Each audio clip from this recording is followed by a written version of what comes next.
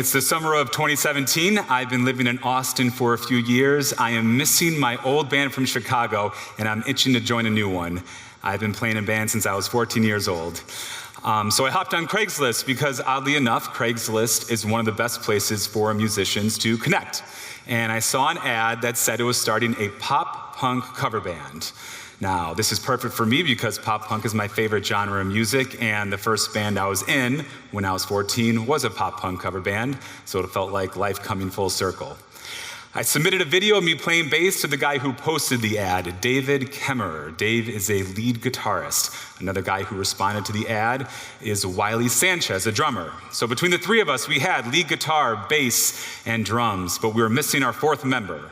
We needed a rhythm guitarist and a lead singer. Because even though Dave, Wiley, and I can each sing, none of us had the really high range you need to hit those super high notes that's very common in pop-punk music.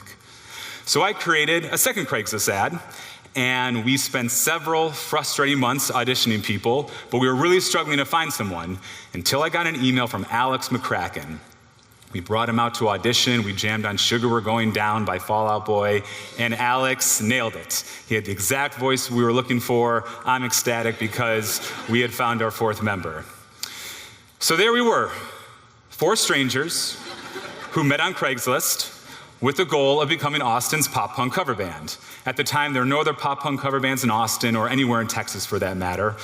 We didn't want the band to become a full-time thing because we each had other careers, but we wanted to be a tight, high-energy band that really crushed it live. We started learning songs to build out our set list. We spent a long time trying to think of a good name. I was coming up with a lot of name ideas that I was keeping track of in my notes app. Some of the band names we came up with were Blink 512, My Chemical Bromance, Stacey's Dads. But none of those felt right until I came up with the name Y'all Out Boy, which takes the band name Fall Out Boy and gives it an Austin vibe. And then we designed a logo where we incorporated ATX into the name, and we were all set. So after we learned enough songs, we wanted to play our first show. But how do we get our first show? We didn't have an agent. None of us had any connections in the Austin music scene. So I sent cold emails to about 20 venues and got only one response from the Blind Pig Pub on Dirty 6th Street. Yeah, Blind Pig.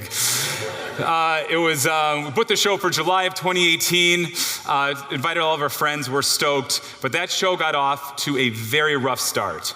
First, when we arrived, there was already another band there setting up. It turns out the venue had made a mistake. They had double booked. I'm really nervous because I'm worried we're going to lose the show I had worked so hard to book. We invited all of our friends to, so I plead with the owner. He agrees to let us play. Second, we had to provide our own sound system for this show, but the sound engineer that we hired couldn't figure out how to get it to work, so the show got started late. Third, once we did figure out the sound system and we got a few songs in, Dave's guitar amp starts making a really high-pitched whining sound, and it gets so bad that we have to stop the show. And I'm so embarrassed, I literally turn my back to the crowd. I can't even face them. By a miracle, Dave gets that whining sound to stop, and we continue, and it ends up being a really incredible show. People are screaming, they're dancing, mosh pits break out.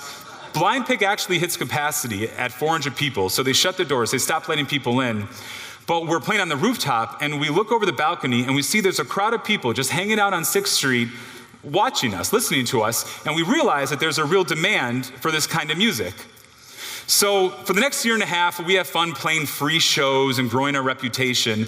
And then in January of 2020, we start to play larger venues where we actually have to sell tickets for the first time. And we don't know how many people are willing to buy a ticket to come see us. And I remember we're playing at Empire Garage, and we walk out on stage, and we heard this roar from the crowd. After the show, I was stunned to learn we had somehow sold 900 tickets to that show. So at this point, we're really starting to gain some momentum, but then all of a sudden it comes to a very abrupt halt. COVID hits 2 months later. All live concerts are canceled. I'm really worried because I don't know if or when we're going to be able to play shows again, or if the music venues that we play at will even still be in business post-COVID. So we do what we can during this time. We live streamed a couple shows. We played some outdoor, socially distant shows where people had to be seated at tables spaced far apart. Having to sit at tables for a pop punk concert is very awkward. But eventually the world opened back up again, and in May of 2021, we returned to Empire Garage to play our first show with a normal audience. This becomes one of my favorite shows that we play because I'm just so relieved to be playing for a normal crowd, a normal show again. And ever since that show, every time before we take the stage now, we tell ourselves to play it like it's our last because we never know when it might be. Since then, we've continued to push ourselves as a band and try to put on the best live show possible. We're always learning new songs. We've learned over 120 at this point. We've branched out from just playing in Austin, and we play in the other major Texas cities. We even went on a short mini tour on the East Coast just for fun.